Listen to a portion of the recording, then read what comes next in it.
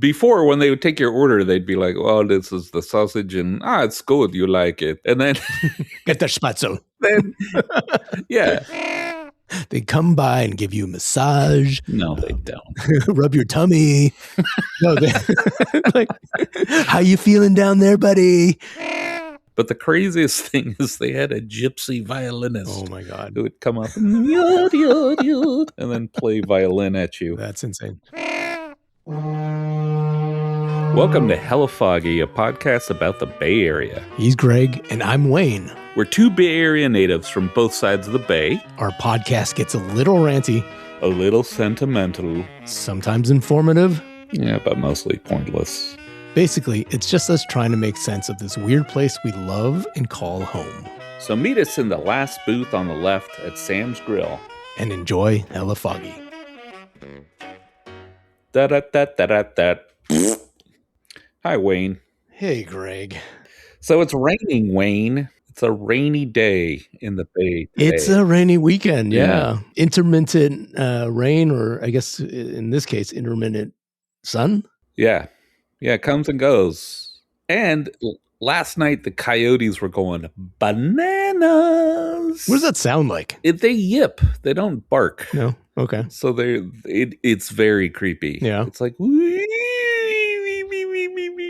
That's actually terrible. Oh, wow. It sounds nothing like that. Is that a common thing? A lot of coyotes in Martinez? I think coyotes all over the place. There's some kind of big explosion of coyotes. Yeah. Like when I lived in Detroit, I saw coyotes downtown. So was that a pandemic thing or a pre-pandemic? I think that was just a Detroit thing. Yeah, well, Detroit's been in a pandemic for a while, I guess. Oh, wow, Wayne. That's unfair. I apologize to the Detroiters out there. I remember, and we're not a Detroit podcast, but I do remember some of the beautiful like urban decay photos, like the photo series. You mean from 25 years ago, Wayne? Come on, dude. Is it 25 years ago already? Well, it was like Detroit content, warning, Detroit content. Yeah, I was there just when the city was opening up, and that was, 15 years ago? Okay. So Detroit's moved on, Wayne. Okay. Detroit's moved on. Nice. I'll have to visit one day. No. Well, look at you. They don't want you. All right. Detroit content over. Back to the regularly scheduled program.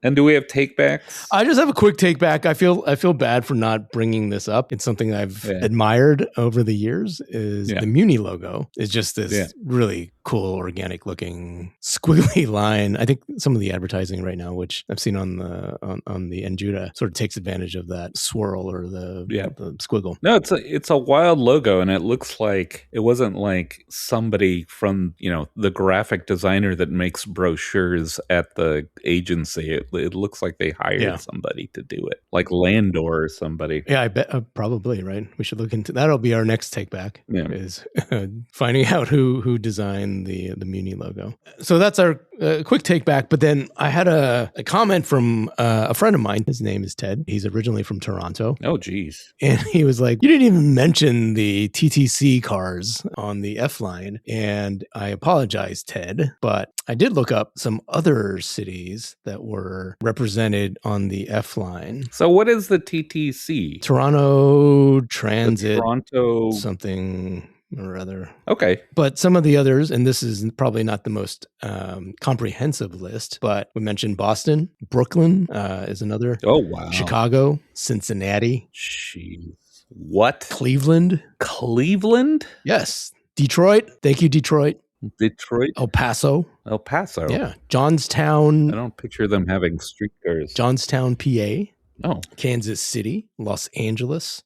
Louisville. Melbourne, Australia. Melbourne. Yeah, Melbourne, you dickhead. Mexico City. Miami. Milan. Oh, that's a lot of streetcars. Yeah. Minneapolis, St. Paul. The Twin Cities sent us a car. Only one, though. Newark, New Jersey. Osaka, Japan, Philly, Pittsburgh, San Diego, Toronto, as we mentioned earlier. What? That's too many. Washington, D.C. That's a lot of Zurich. Oh, I forgot what I was going to say. That's a weird combo, huh? Maybe the TT is Ted from Toronto. I don't know what the C is. Yeah, that would be Toronto. Toronto Ted. Ted's Toronto. I don't know. Creep.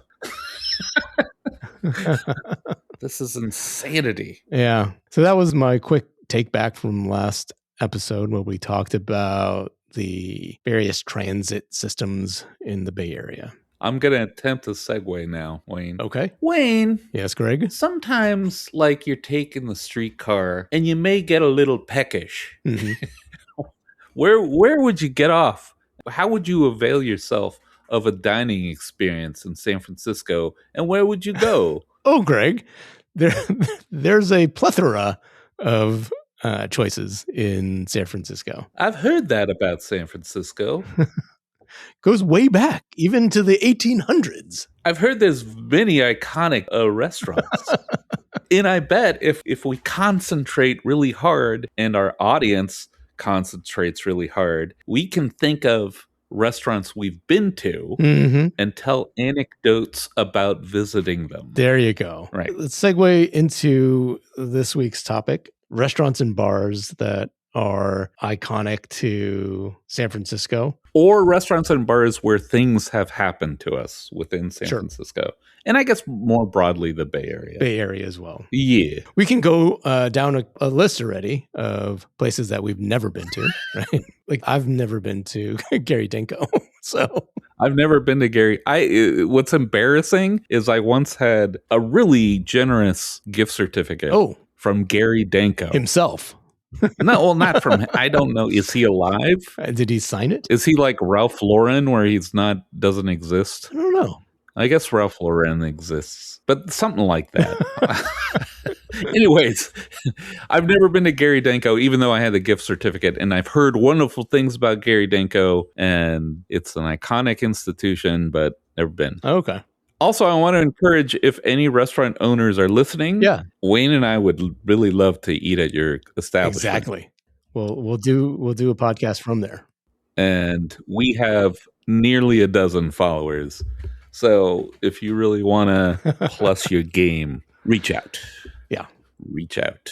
Also, do you have a list? Do you want to go through a list of... There's some old restaurants that come up. This immediate list of San Francisco's oldest eateries.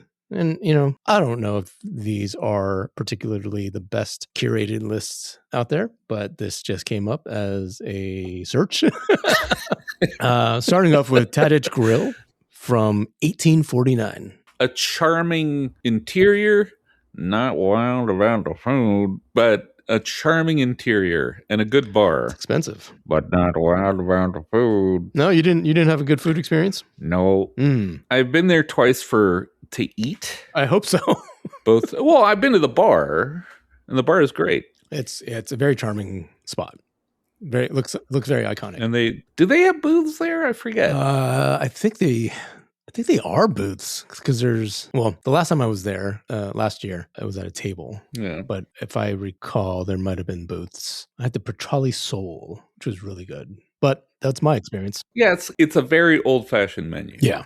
And another place that has an old-fashioned menu that we've been to together that has booths is, of course, Sam's Grill. Sam's Grill, yeah. No, it's a fun place to go, especially if you end up in a booth, because it does give you that, like, old San Francisco politics. Like you're a political boss taking your pants off in the private booth in the back.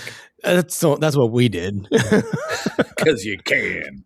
Because you can. But no, it's a very, like, has that old time charm to it. So yeah, and they have their menu harkens back to an earlier era where I made the mistake of ordering. Was it asparagus? So Wade and I belong. There's this group of people that we have Christmas lunch with, right? And it's turns into a drinking day, but it's a wonderful day. So we went this past Christmas and everyone ordered like steak and stuff, and then I was being responsible, so I ordered chicken. Yeah. The chicken was delicious, and then that crazy celery. And was it celery? Celery, and there was a name, right? Or something. Yeah. It was like celery romano or something. It was disgusting. And the waiter even commented, like, oh, yeah, you're getting that? Sure, I'll get you that. Meanwhile, everyone's ordering steak, and I'm like, I'll have the chicken and the celery, please. Ugh. Yeah. No, it was not your best moment, I guess. Disgusting. No. But that place is cool, and I would encourage people to go to that place. And the waiters are very funny and nice. Yeah, and I think they've all been there since the beginning of time. Yeah. Man, what was that called? Celery Victor? Is that what you got? Celery Victor. Chilled poached celery, garlic chili marinade, white anchovies. Yeah, I ate that, and I'm never gonna eat it again. It wasn't even gross. It was just mass. Yeah, it was like biomass. I don't even think I tried it. No, I didn't want anyone to try it because I was too embarrassed. Not even to eat it because it's gross, because that'd be funny. But it was just like, why did I do this? My friend Mark suggested it. Oh, that's right. I remember you said, "Oh, my friend recommended I order this," and maybe it was a joke. No, he likes things like that. He likes like old weird things. Sorry if you're listening, Mark, but you like old weird things. Well, old and weird, maybe not weird, but old for sure.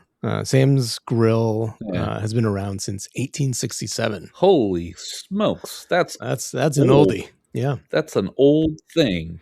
We Greg just mentioned this tradition that we have of getting together with some of our friends during the holidays. Yeah, and one of the other places that we've gone to in the past is Schroeder's. Schroeder's, the old German beer hall in the financial district. But yeah, that one's been around since 1893. Yeah, and it has it's been a while since I've been there, but I remember they transitioned. So it was like really like paintings of Bavaria on the wall and stuff, and like old European dudes in lederhosen.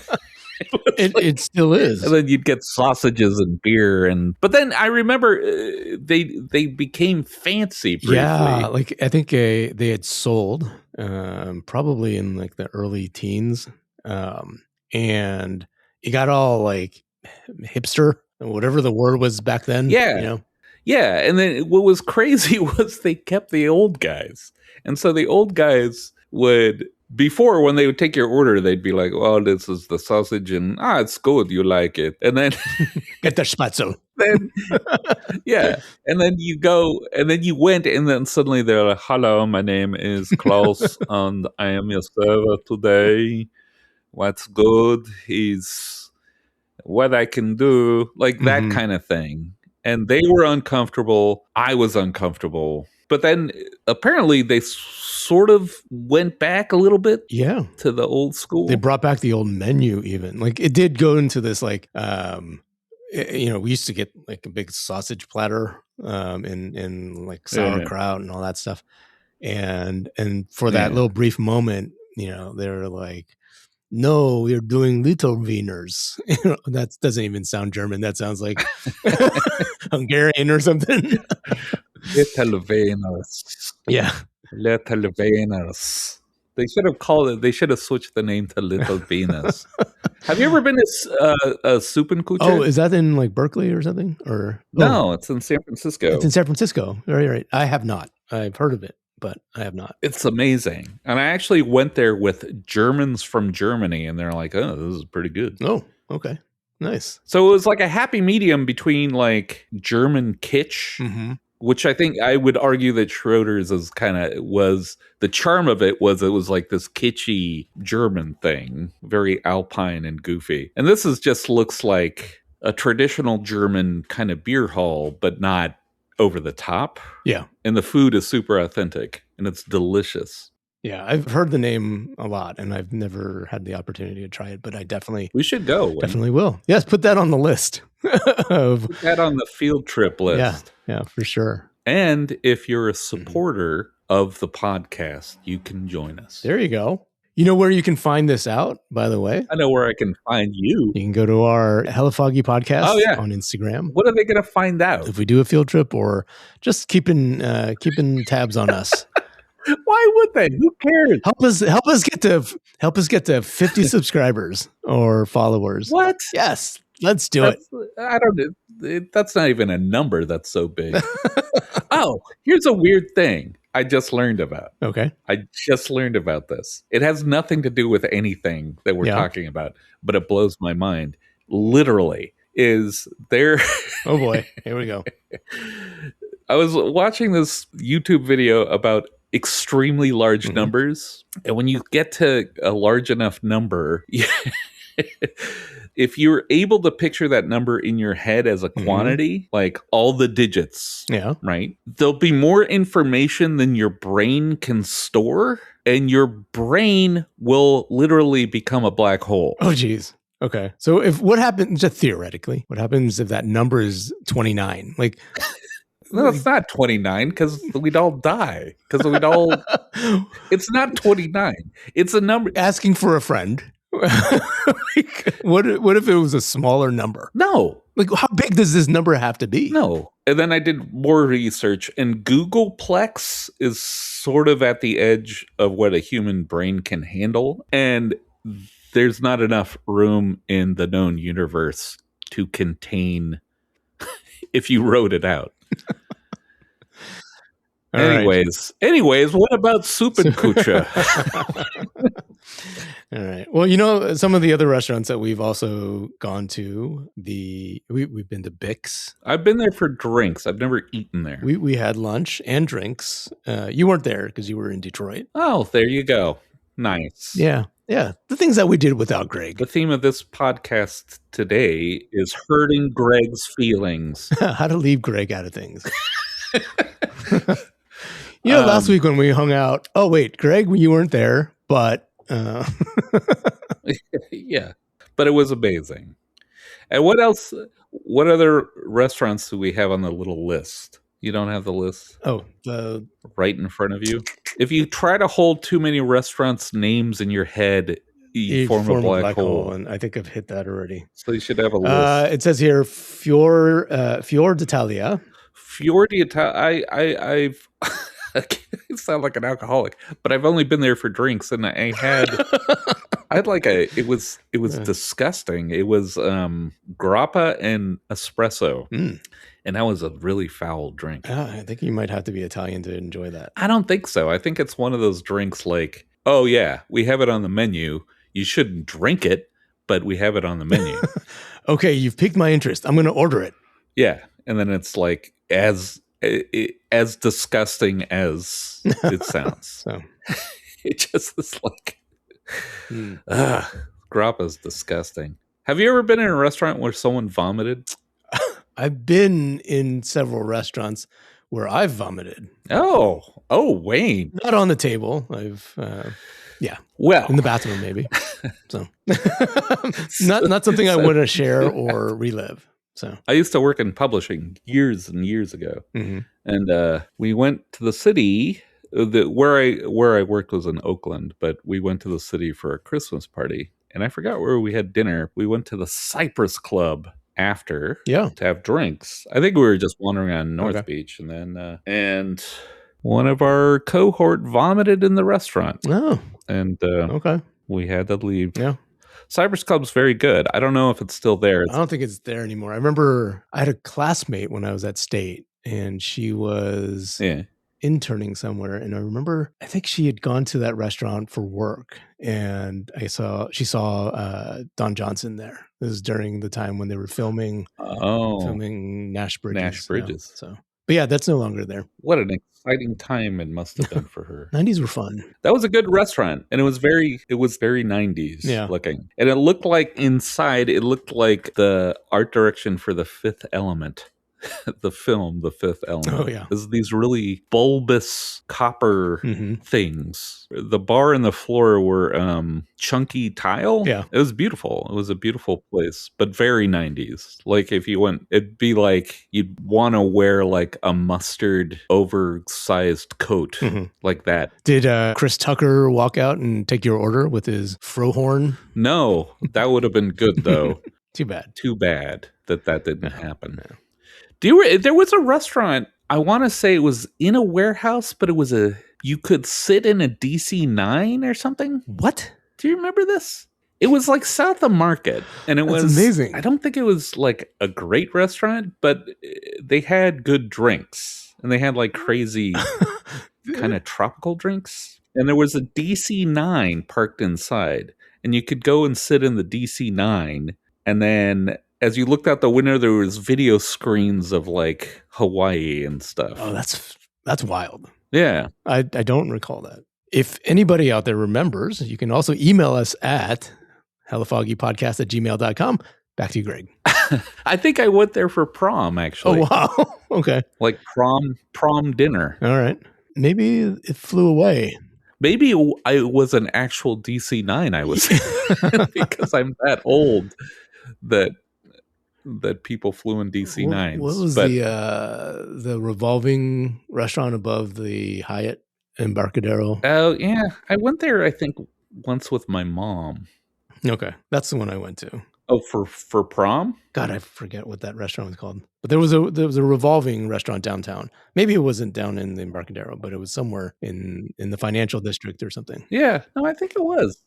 I think it was in the Embarcadero. I think it was the Hyatt. Okay. All right. Yeah. So that was the one. And the Hyatt in San Francisco is the classic kind of ugly 70s Hyatt where it has the inside doors. It's funny because there's the old video game, not even video game, the computer game Leisure Suit Larry. And it's this game.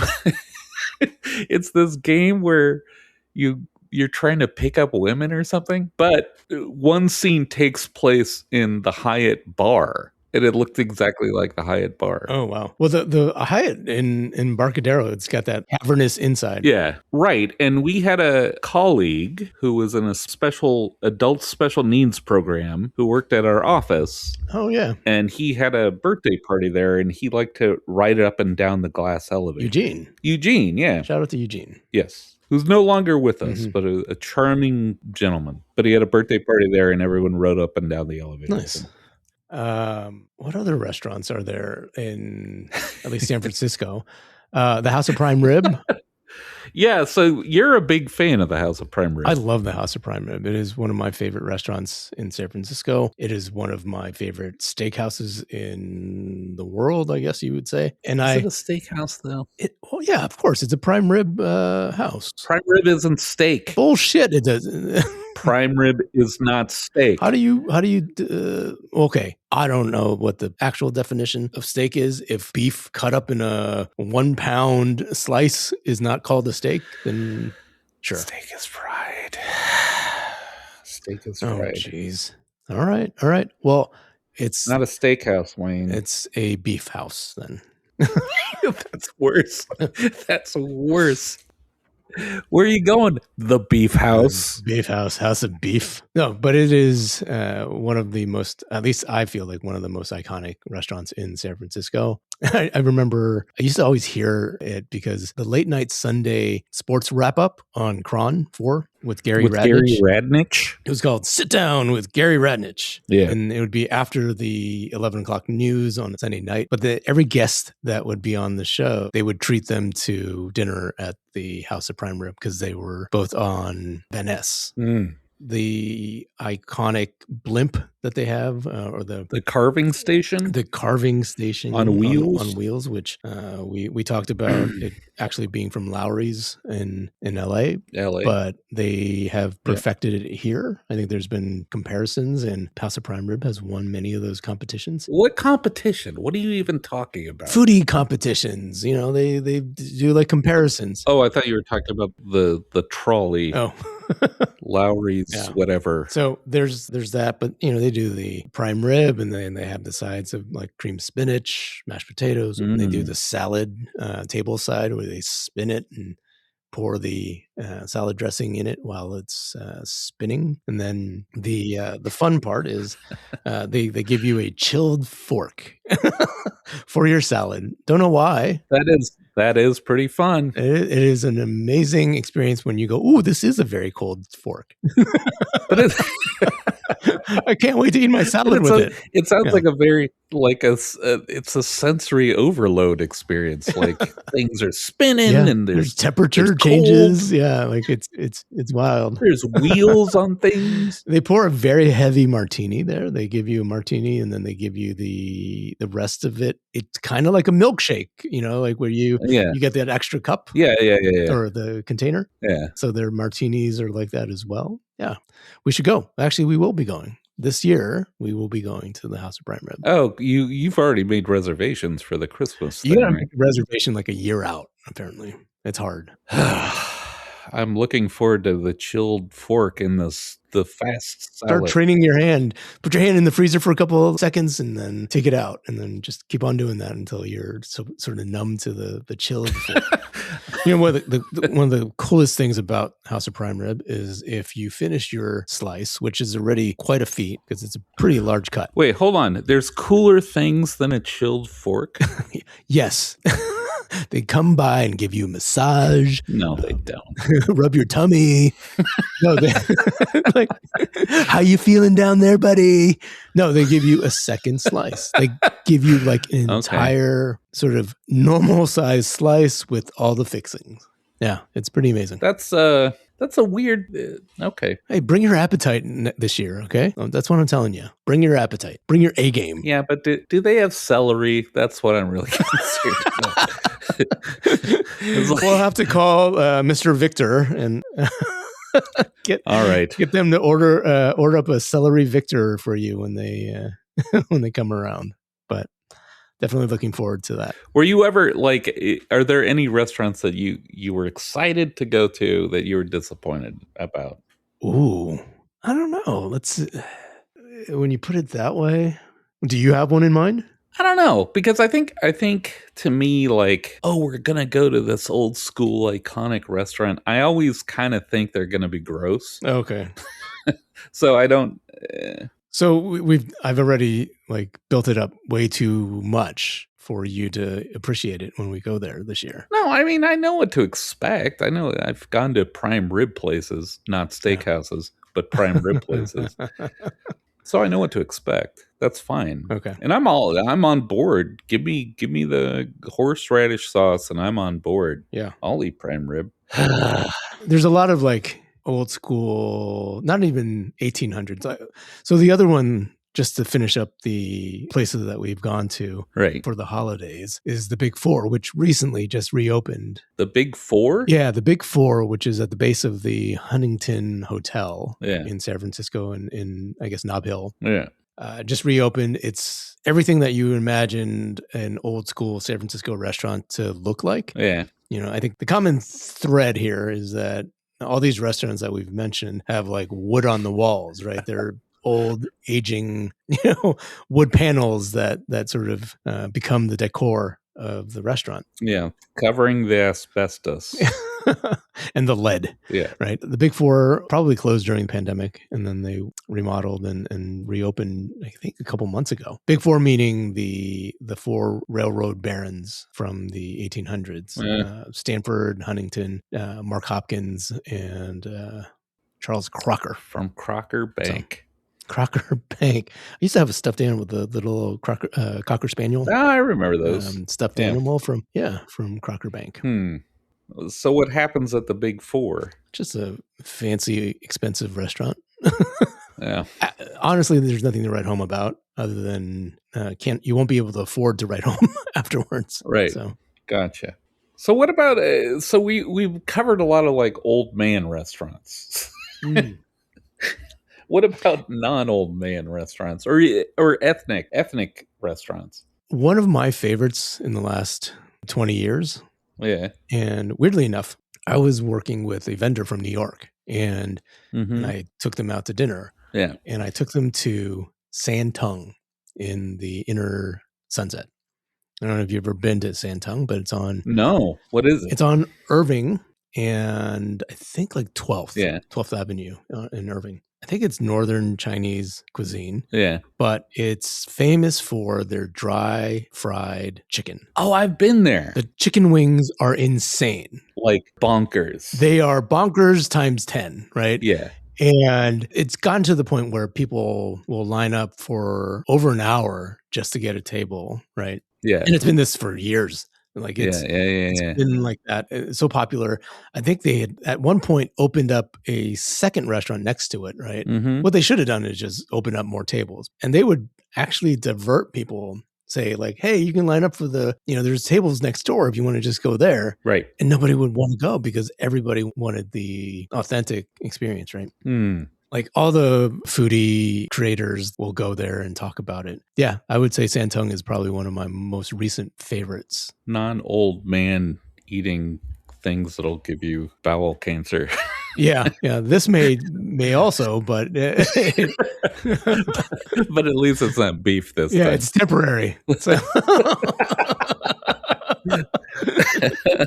There's a place on Gary that we were talking about before we got on the mic. Yeah. The Russian Renaissance. Oh, right. Which is nuts. It was this Russian restaurant that was pretty traditional, and inside there was like samovars and all this stuff. But the craziest thing is they had a gypsy violinist. Oh my God. Who would come up and then play violin at you. That's insane. And you were telling me that you would do some kind of nonsense with your cousin, one of your 7,000 cousins. 6,000 cousins. I don't have that many. So my aunt and uncle used to have a grocery store near the corner of 16th in Gary. It was across from the Blockbuster and all that. Okay. All right. Yeah, right in that spot, like on the other end of the block where the Russian Renaissance restaurant sits, I guess. And so one of my cousins that is closer to my age, and I would usually go visit the grocery store and just hang out there. Right. And they used to have an ice maker that you can sell bags of ice and all that.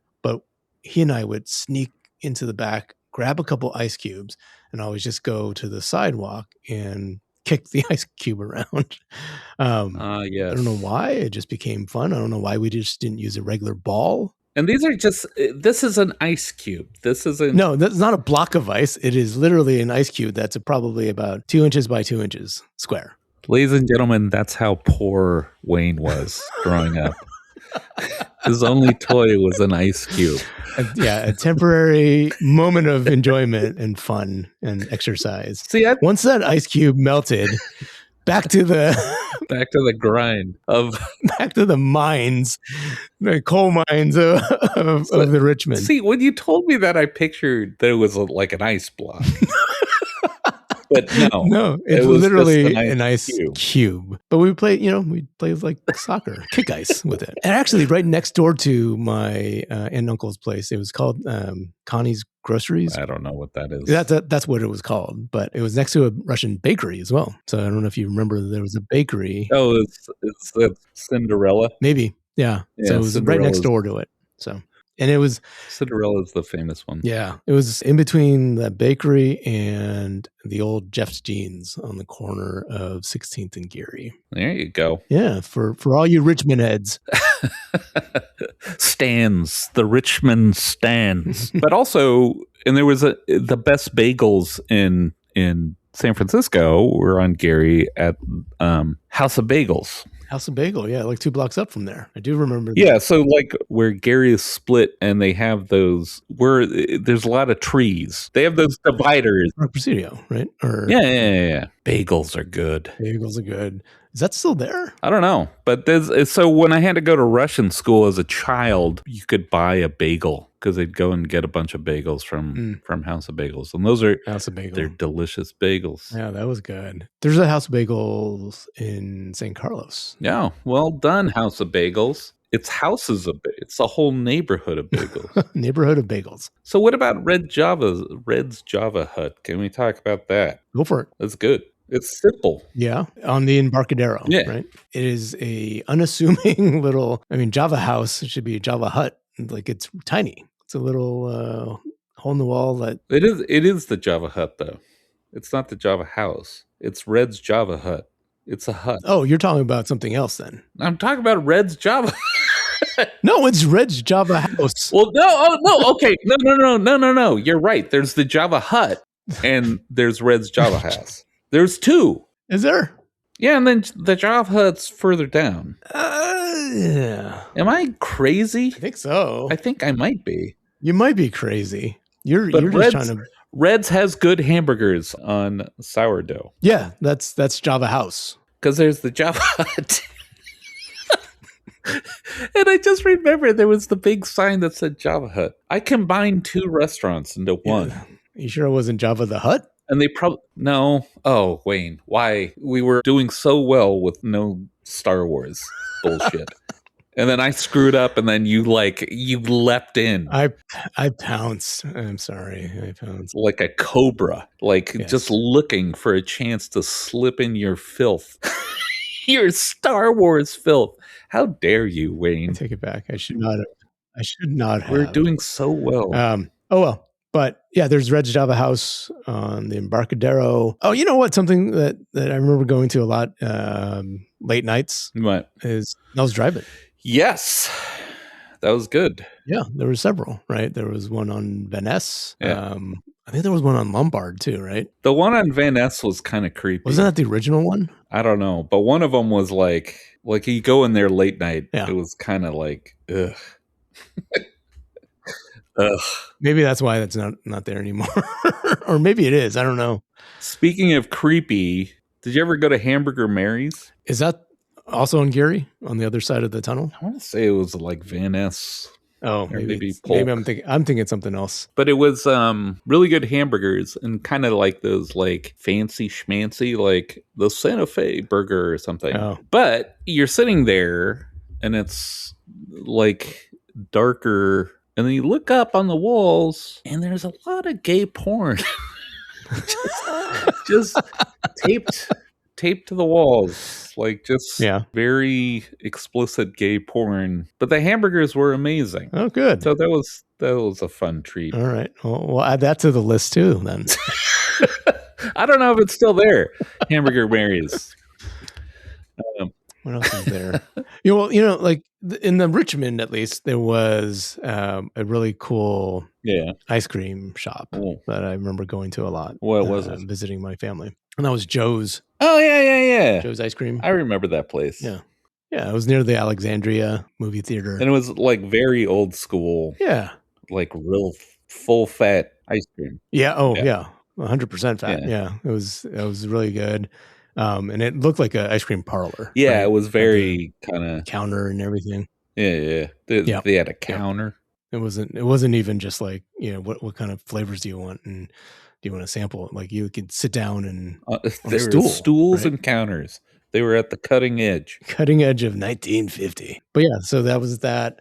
One of the more iconic ones in the Sunset was a place called Polly Ann's on Noriega.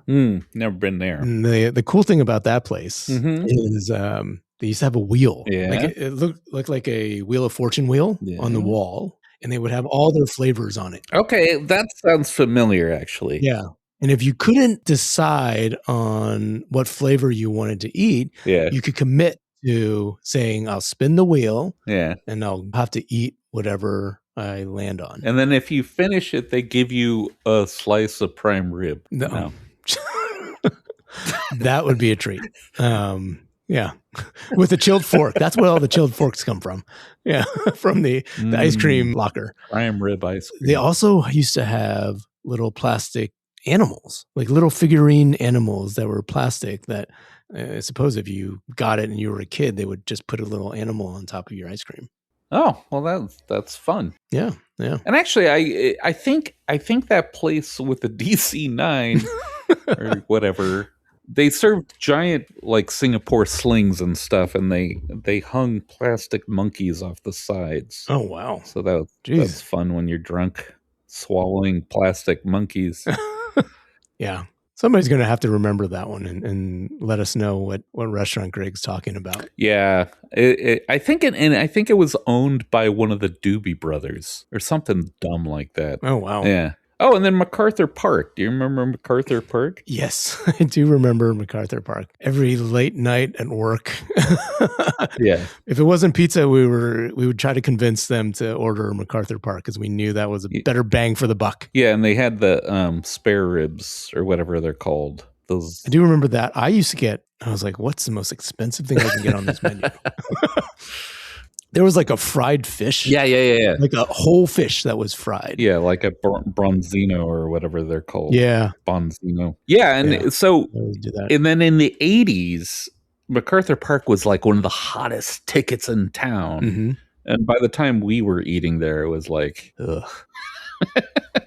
You know, it's funny. I used to think that Sydney Walton Park, which was right across the street from MacArthur Park, was called MacArthur Park. For the longest time, I would just call that park MacArthur Park. Well, yeah. Well, I could see where you would do that. Yeah. Why would you call yourself MacArthur Park if you're just not near a MacArthur Park? Well, there's the song MacArthur Park. Oh, is that why it's called that? MacArthur Park. I can't sing it because then we'll get sued. And then Donna Summer did a cover of it. It was originally by Richard. Oh, what's his name? Is that what the ice skater skated to? I don't know. Who? Dorothy Hamill?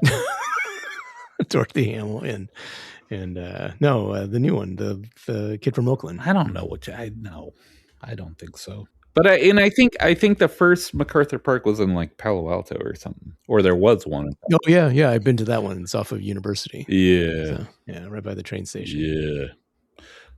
So when I was little, like there were restaurants that my parents would go to that, of course, there was one called the Velvet Turtle, and that was supposed to be fancy. Yeah, there was one in Burlingame as well. Which a Velvet Turtle sounds gross. Like I would not. And there was another called L'Etoile or something. The Star. Okay. And then there was Stars. Stars was a big 80s thing. That was what's his name? Joshua Tower or whatever. Mm-hmm. And that was like a big 80s restaurant. Yeah. I think the reason why we thought about talking about this topic was that your friend Francie had gotten a sweatshirt at the House of Nanking. Oh, yes. Delicious House of Nanking. I just remember in the 90s, it was the line to get into the House of Nanking was insane. Yeah. That was a big draw. It's one of those places that kind of live up to the hype. Mm-hmm.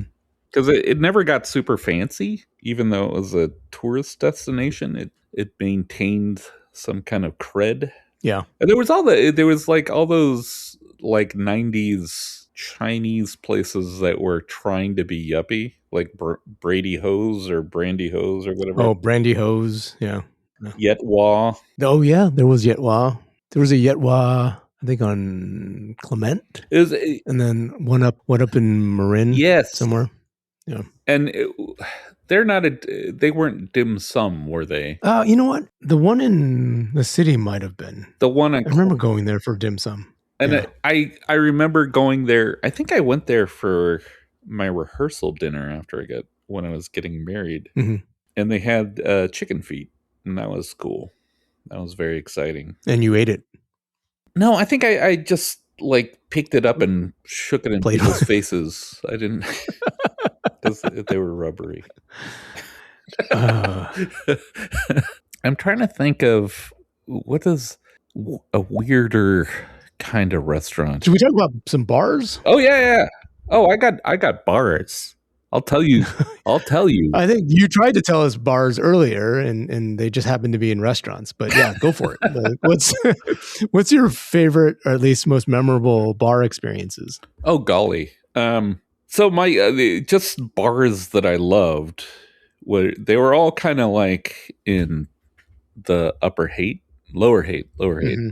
So Knock Knock was just this strange. It was like going onto the ship in Alien. And so apparently the bar owner, who was this Japanese guy, wanted to make that. And so he built out his bar with like paper mache or something. It was bizarre. And it was dark. Oh my God. And there was like these tiny video screens implanted in the walls that were showing nothing, just like flickering and stuff. Oh wow. And it was a beer bar, and it was great. And knock knock. And the name comes from nocturnal. Yeah. It's just one of those like very cool. Those things that Japanese do with the English language that actually turns out to be cool. And so that neighborhood had the Toronado, which was another beer bar. Oh, Mad Dog in the Fog. And they were lovely bars, and they were fun to go. Oh, On Baran was the Irish pub down there. And then in Noe Valley, there was the Best Bar. And then so North Beach, of course, has all them bars. North Beach has some crazy bars that we usually do during our holiday crawl. Yeah. There was actually one that we went to, not in North Beach, but it was in Chinatown, maybe 2 years ago. Yeah. Gone before you came back. Another when Greg wasn't here episode. Yeah. But we went to Li Po, which is on Grant. Yeah. And if you don't know what it looks like, and it screams like 1950s Chinatown, everything that you would see in one of those old movies that featured San Francisco, right? Flower drum song, and all that stuff. Yeah. But it had this sort of round opening, like it looked like you were entering like this little time warp. What's that Kurt Russell movie? Something in Chinatown. Big Trouble in Little China. Yeah, it felt like Big Trouble in Little China or something. And Li Po, of course, being a famous poet. Yeah. But the their signature drink there is the Chinese Mai Tai, which I'm sure it's everything under the kitchen sink or above the kitchen sink. Or in the kitchen sink. In the kitchen sink. And they would just put it all together and then, charge you whatever for it. It hits you, and it hits you hard. Like, if you're not aware that you're being affected, you're gonna regret it. Yeah. So that was a fun experience. Some other grimy ones in Chinatown that. Mr. Bing's. I was really disappointed with that one. Why were you disappointed? I don't know. I mean, at least the Li Po had the kitsch, whereas Mr. Bing's was just like, all right, my feet are getting sticky down here, which is kind of gross. One thing I loved about Mr. Bing's, I went there once with Dylan, our friend Dylan, who's part of the Christmas drinking crew. And so you go in, and they have the regular kind of shelf liquor, and then they have the Chinese stuff that's like down lower. And there was stuff that was like in this pink jar. So the guy who is the bartender was this Asian American guy. And it's like, so I pointed at the jar and he goes, "What's that?" He goes, "That's not for you." He goes, "That's OG Chinatown. You're not going to like it." And so they give me. You don't have a long white beard. Your chin doesn't have a long white beard on it. Yeah. Smoking a clay pipe. No, and so he goes, "Okay." And so he gave me a shot of this stuff, and it just tasted like cheap whiskey, but it smelled like nothing I had smelled before. And he goes, "Yeah, that's what when you have to clear your throat, that's what you drink." Oh my God. All right. Well, good to know. Yeah. Good to know. Yeah. But I like that he was gatekeeping. That's not for you. Nearby Mr. Bing's, there's a place called Comstock Saloon. Oh yeah. Which has gone through some iterations, and I really enjoy going there. Like I used to go with a couple of my old coworkers. That the fun thing was if you go there on a Friday during the day, or maybe all day long. I'm not sure. If you order 2 drinks, they feed you. No, they'll bring you lunch. They have a lunch special that they do, and so it's a 2 drink minimum to get that, which is not hard to do. But what do they feed you? It's just whatever their special is. Their chef will, create a special dish that's just for that Friday. Okay, and they're decent meals. It could be like a little pot pie or something. No, they're substantial. They're substantial. It's not like a couple tater tots or anything. Yeah. So that was always fun. But the cool thing about that bar, I don't know if you've ever heard this story, is that the actual bar itself, where you sit at the stool, there's a trough in front of the stools. It literally was a urinal, a long. That's great. Urinal that you would just, park yourself at the bar and you could relieve yourself. So that is the laziest, grossest thing I've ever heard in my life. I don't like that story. And then going back to North Beach, you have Specs or Adler's Museum. When I used to go, it was just like the weird detritus of North Beach, like leftover hippies and beatniks and stuff. And then there was this woman, Anne, who was had no facial expression, and she would do handwriting analysis, and and she was just always there. And then she didn't work there, but she had this as a hustle, and so she would do your handwriting analysis, and it was like $5. And then so there's Adler's, and then Vesuvio's. We went there for this Christmas. Yeah, we did. Yeah. In Tosca. Oh, so here's a drinking story. My friend Mark and I, we're gonna go see. We're gonna go see a band, and I want to say it was Killing Joke, but I don't remember. So we got really drunk, and we were just wandering around all day drinking. And I was wearing a bow tie, and I don't know what was going on. I don't know how I decided to wear a bow tie, but we're like, I think I'm confusing two stories. Anyways, I got punched in the head.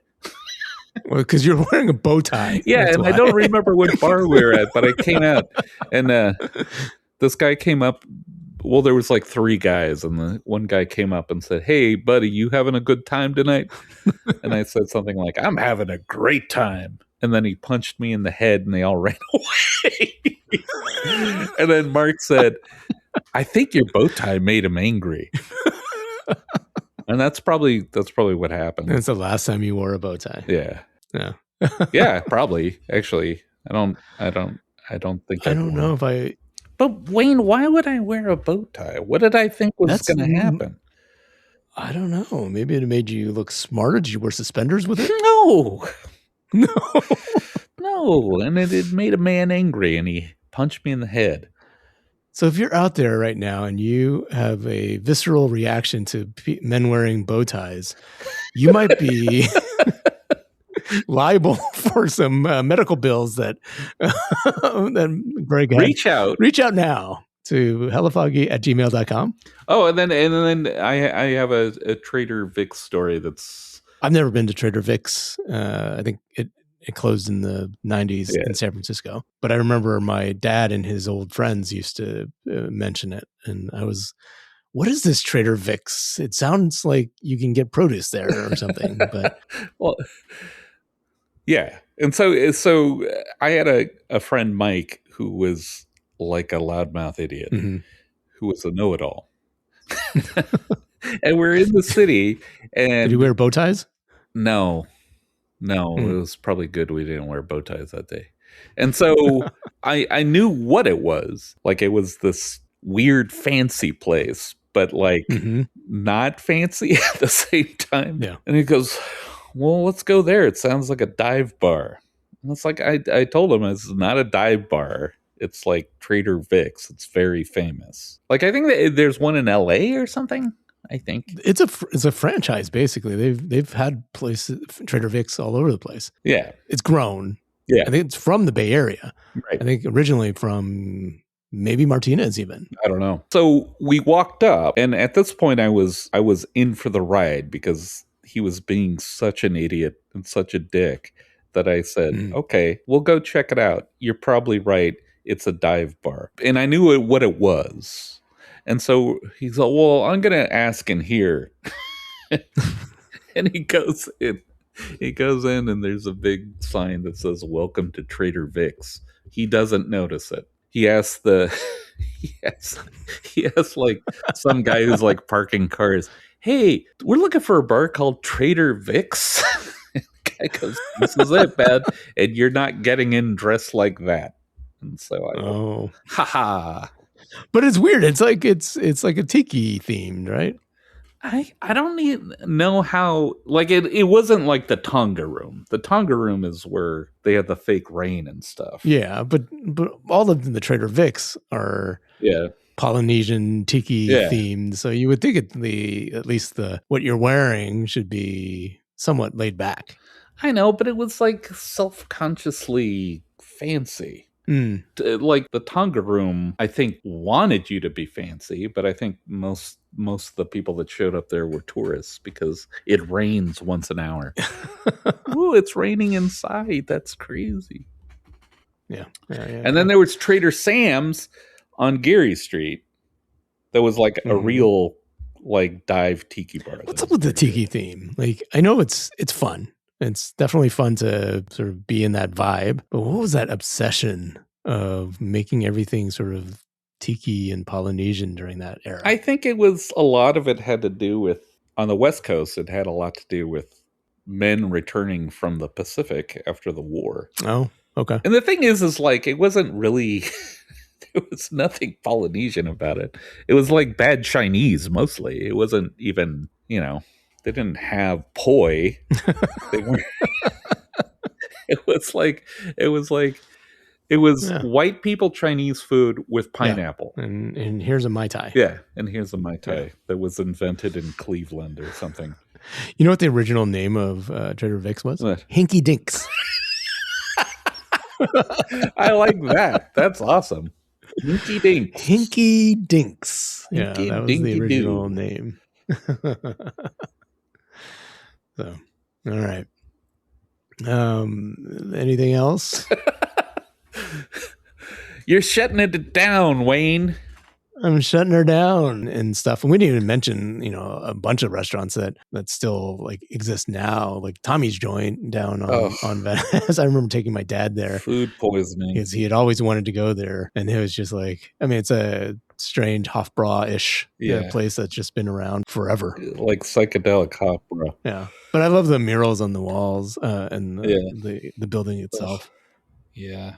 But and some of even the fancier restaurants like that, we probably went on the company dime, right? Boulevard, right, in the city. That was really had its heyday in the 80s and 90s, or maybe 90s maybe. I did go to that chicken restaurant on Market. Was that Zuni?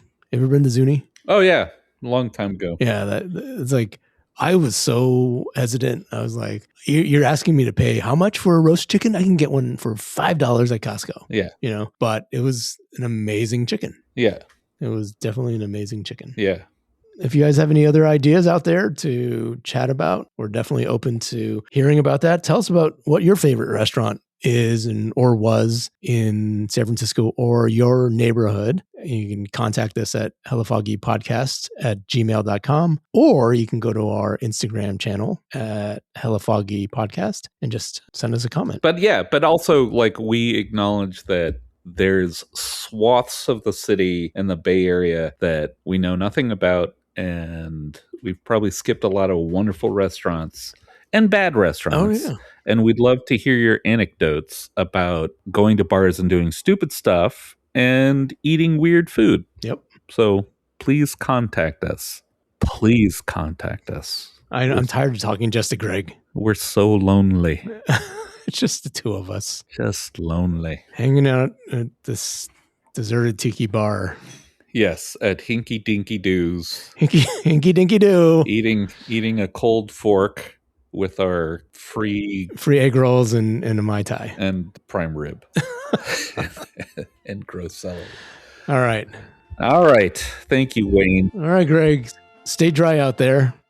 Have a lovely day. I don't know. There's not much to do today. I'm just going to go. Well, looks like it's clearing up. I might take a walk. Okay. All right. You do that. Yeah. All right. I took my walk already. Okay. No need to brag, Wayne. Yeah. Good for me. All right. Yep. Talk to you soon. All right. Bye-bye. Bye.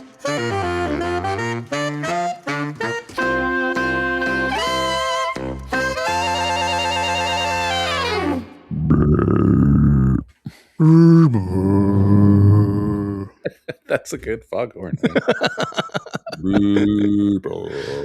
This episode, we're just going to do foghorn sounds. Yeah, this is just Hella Foley is what we're calling the new podcast. let's get some dead chicken carcasses and start going crack, crack, crack, crack. Yeah, and then coconut shells for horses' hooves. For horses, horse-drawn carriages in. Oh, that's pretty good. That's just my tongue, man. Man, you got coconut shells in your mouth.